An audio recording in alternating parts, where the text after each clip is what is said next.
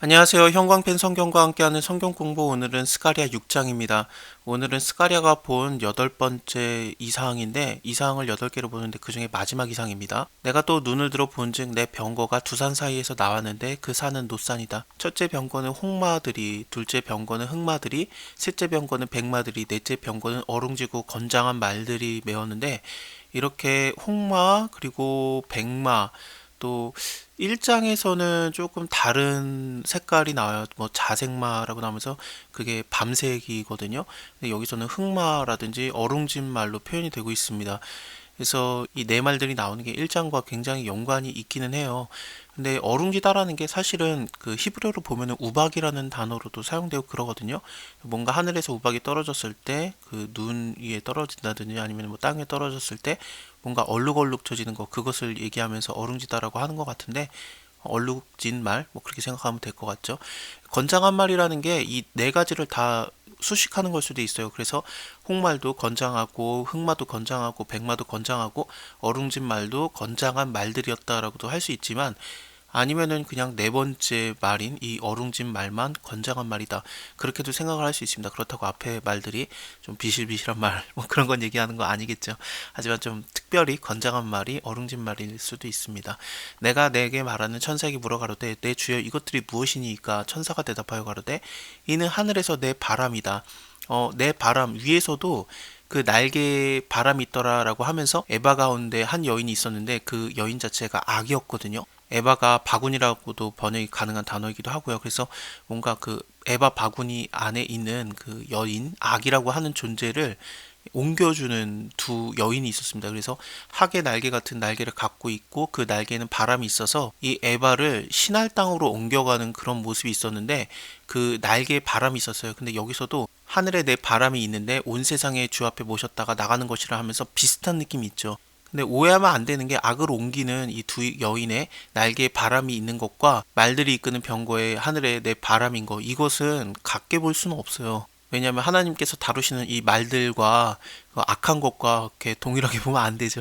뭔가 비슷하게 연결점은 있어요. 하지만 연결된다고 해서 그것이 이것이다라고 볼 수는 없죠. 오히려 대조를 하고 있는 거예요. 악한 자들이 그 날개에 바람이 있어서 뭐 신할 땅까지 가서 악이라는 자를 위해서 집을 만드는 거, 그런 것들을 해도 소용없다. 왜냐하면 하나님께서 다루시는 영들이 더 대단하니까.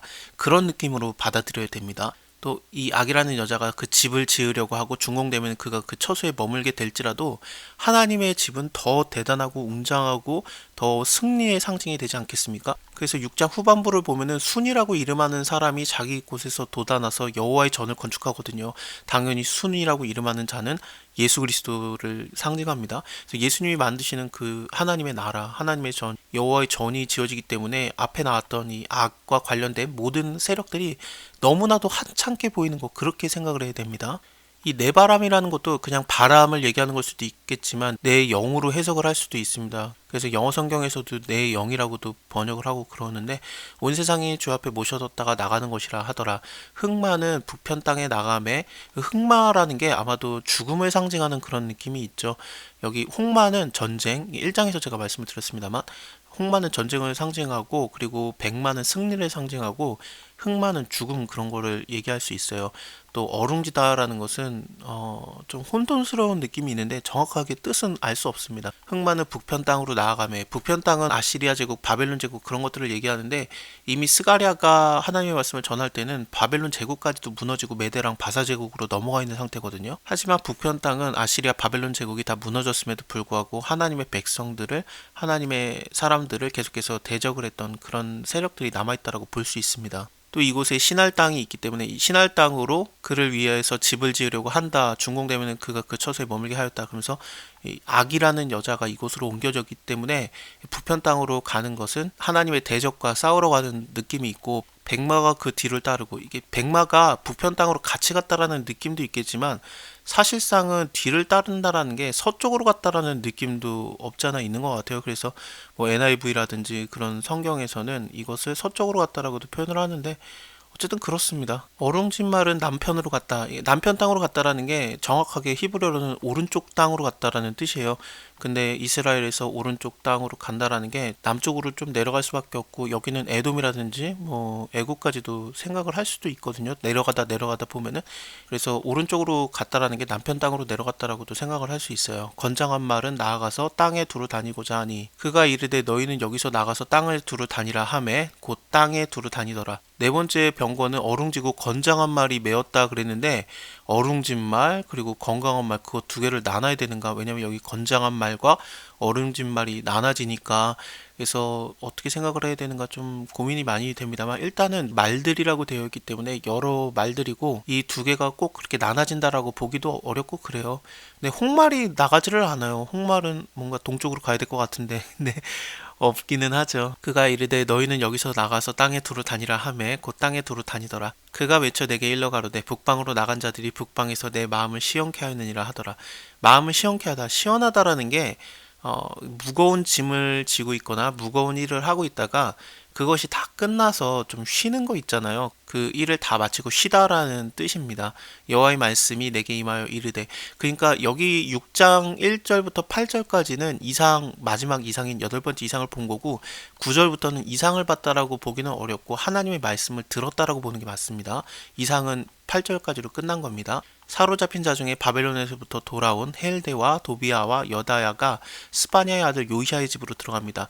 헬데, 도비아, 여다야라는 사람이 실질적인 인물이기도 하겠지만 또 뜻 자체가 좀 특이해요. 왜냐하면 헬데라고 하면은 머리가 된 자라는 뜻이고, 도비아는 선한 자들, 그리고 또 여다야는 뭔가 지식이 있는 자들, 아는 것이 있는 자들, 그런 뜻이거든요.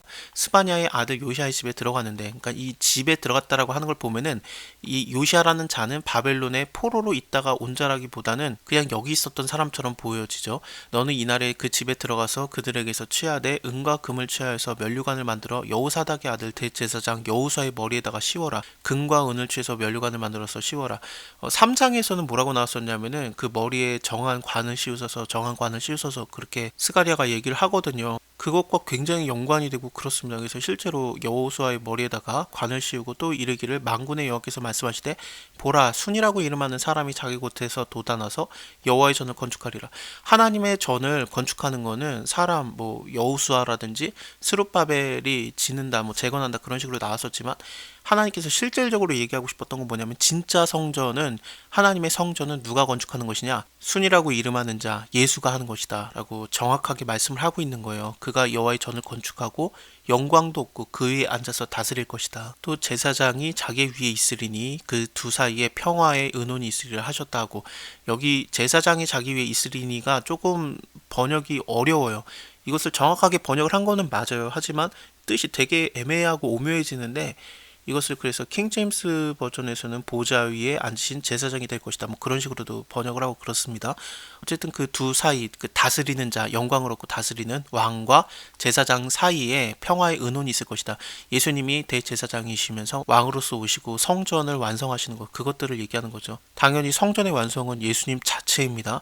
예수님이 성전 되신 거, 그거는 복음서에서 너무나도 많이 나오죠. 요한복음 2장도 그렇고요. 그 면류관은 헬렘과 도비아와 여다야와, 여기서 갑자기 헬렘이라고 이름이 바뀌죠. 위에서는 헬데였는데 여기 헬렘은 강한 자라는 뜻이에요. 아까 헬데는 머리된 자들이라는 뜻이었고 헬렘은 강한 자, 뭐 비슷한 느낌이 있습니다. 그 면류관은 헬렘과 도비아와 여다야와 스바냐의 아들 헨을 기념하기 위해서. 헨이다. 10절에서는 분명히 스바냐의 아들 요시아라고 했었는데 여기서는 스바냐의 아들 헨을 기념한다. 헨은 은총이 있다 그 4장 7절 기억나세요? 거기서 스룹바벨이 성전에 지대를 놓고 막 그럴 때 은총이 있다 그러면서 사람들이, 무리들이 막 그 찬송하는 듯한 느낌이 있지 않습니까? 은총이라는 단어가 헨이에요. 스바냐의 아들 헨을 기념하기 위해서 여호와의 전 안에 두리라 하시더라. 먼데 사람이 와서 여호와의 전을 건축하리니, 먼데 사람은 이방인들을 얘기합니다. 만군의 여호와께서 나를 너희에게 보내신 줄을 너희가 알리라. 너희가 만일에 너희 하나님 여호와의 말씀을 청종할진대 이와 같이 되리라. 예수님을 인해서 모든 이방 민족까지도 하나님의 구원을 받는 것, 그것을 얘기하는 게 아닐까 싶습니다.